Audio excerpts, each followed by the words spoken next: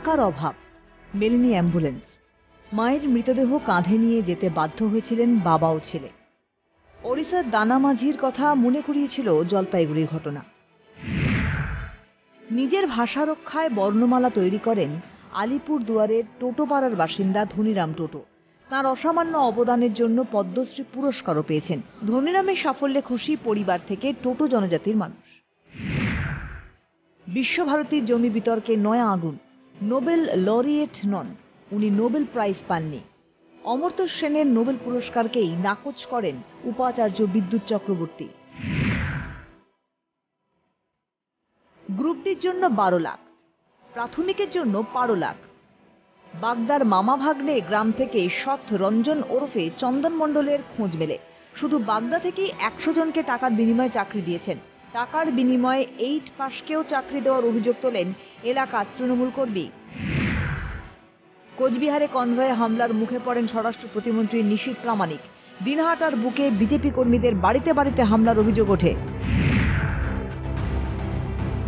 পঞ্চায়েত ভোটের ঠিক আগে মুর্শিদাবাদে সাগরদিঘির উপনির্বাচনে ধাক্কা খায় শাসক দল। ২রা মার্চে ফলাফলে সাগরদিঘির জনতার রায় গিয়েছিল বাম কংগ্রেস জোটের দিকে।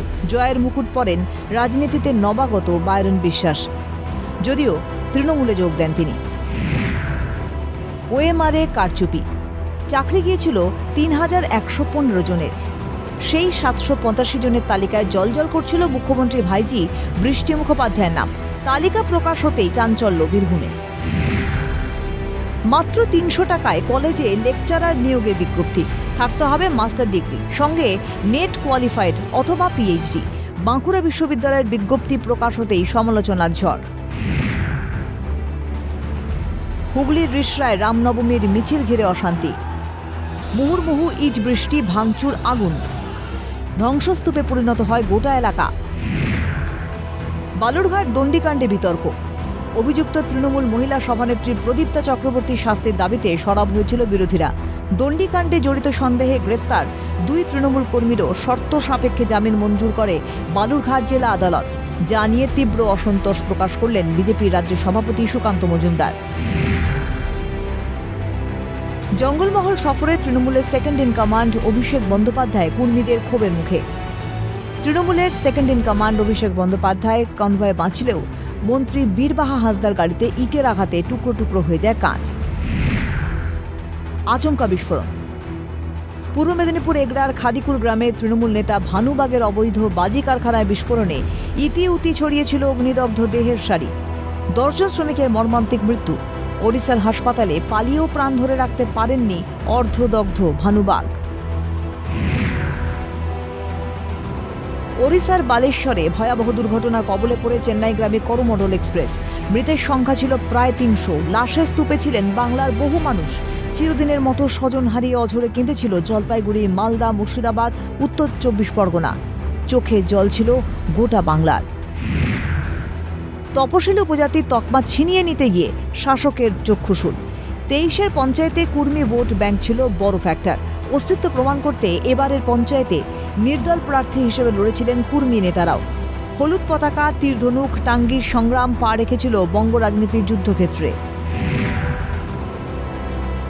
বিধানসভা অধিবেশনে যোগ দিতে এসে আচমকা অসুস্থ। কলকাতা এসএসকেএম হাসপাতালে ভর্তি করা হলেও শেষ রক্ষা হয়নি। প্রয়াত হন ধূপগুড়ির বিজেপি বিধায়ক বিষ্ণুপদ রায়। হাতে চাঁদ পায় ভারত। মিশন চন্দ্রযান 3-এ বঙ্গরত্নদের অবদান প্রমাণ করেছিল পারে, বাঙালি পারে। কেউ ক্যামেরা ডিজাইন করেছিলেন, কেউ চন্দ্রযান 3-এর গতিবিধি নিয়ন্ত্রণে চিপ তৈরি, কেউ আবার রোভার প্রজ্ঞানের ক্যামেরার নেভিগেশন অপারেশনে ছিলেন। সেদিন ইতিহাসের পাতায় পাকাপাকি জায়গা করে নিয়েছিলেন এই বাংলার সৌম্য, কৌশিক, জয়ন্ত, অনুজরা। বিধায়ক বিষ্ণুপদ রায়ের মৃত্যুতে উপনির্বাচন হয় জলপাইগুড়ি ধূপগুড়ি কেন্দ্রে। হাতছাড়া হয় বিজেপি আসন। জয়ী হন তৃণমূলের নির্মল চন্দ্র রায়। বন্দুক হাতে পাশে পাশে ঘুরছেন সিকিউরিটি গার্ড, এক পাশে দাঁড়িয়ে আছেন আত্মসহায়ক, আর কোদাল হাতে রাস্তা সারাইয়ের কাজ করছেন বিজেপি বিধায়ক চন্দনা বাউরি। বেহাল রাস্তায় বিধায়কের হাত লাগানো ঘটনায় একদিকে যেমন ভাইরাল হয় ভিডিওটি, অন্যদিকে তেমনই তোলপাড় হয় রাজ্য রাজনীতি। টানা বৃষ্টিতে মাটির বাড়ির দেওয়াল ভেঙে মৃত্যু হয় একই বাড়ির 3 শিশুর। ঝাড়গ্রামে 3 দিনে 7 জনের মৃত্যু হয় মাটির বাড়ির দেওয়াল চাপা পড়ে। মেঘভাঙা বৃষ্টি সঙ্গে হরপাবান। সিকিমের লোনাক হ্রদে আচমকা জল বেড়ে তছনছ হয়ে যায় চুংথাম ড্যাম। উত্তর সিকিমের হিমবাহ গলা জল এসে পড়ে লোনক লেকে। সেই জলের চাপে ফেটে যায় লেকের পাঁচিল। হু হু করে জল ঢুকে পড়ে লোকালয়ে। তার জেরেই চরম বিপর্যয়। জলের তোড়ে ডুবে যায় জলপাইগুড়ি জেলার বিস্তীর্ণ অংশ। মৃত্যু হয় প্রায় 100 মানুষের। 21 ঘন্টা টানা জেরার পর ইডির হাতে গ্রেফতার হন রাজ্যের বনমন্ত্রী জ্যোতিপ্রিয় মল্লিক। রাত প্রায় 3:30 মন্ত্রীকে বাড়ি থেকে বের করে নিয়ে যান ইডি আধিকারিকরা। রেশন দুর্নীতিতে গ্রেফতার হওয়া বাকিবুর রহমানকে জিজ্ঞাসাবাদ করে জ্যোতিপ্রিয় মল্লিকের নাম উঠে আসে বলে সূত্রে খবর।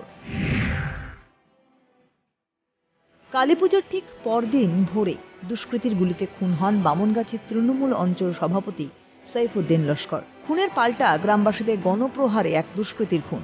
এরপরই জ্বলে ওঠে বাম সমর্থকদের দলুয়া খাকি গ্রাম। বাড়িতে বাড়িতে অগ্নিসংযোগে সর্বস্ব পুড়ে খাক।